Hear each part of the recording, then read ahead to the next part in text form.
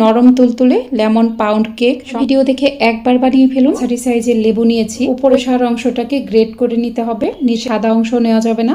এই লেবুটাকে কেটে রসটা নিয়ে নিব।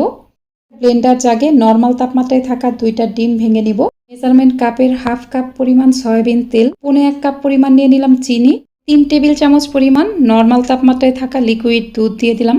এই লেবুর রসটুকু বের করেছিলাম সেটুকু দিয়ে দিলাম। 25 থেকে 30 সেকেন্ডের মতো ব্লেন্ড করব।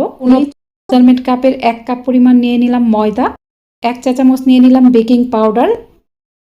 ময়দার সাথে বেটারটাকে কিন্তু ভালোভাবে মিশিয়ে নিয়েছি। লেবুর উপরে যে চামড়ার অংশটা গ্রেট করেছিলাম সেটা দিয়ে আলতো হাতে মিশিয়ে নিলাম। 6 ইঞ্চি সাইজের মোল্ড নিয়েছি, তেল ব্রাশ করে নিলাম। নর্মাল কাগজ কেটে নিয়েছি, এর উপরও তেল ব্রাশ করে নিব। একটা সিলভারের হাঁড়ি ঢাকনা দিয়ে ঢেকে মিডিয়াম আঁচে 4 থেকে 5 মিনিটের মতো গরম করে নিয়েছি। এরকম একটা স্ট্যান্ড বসিয়ে দিব।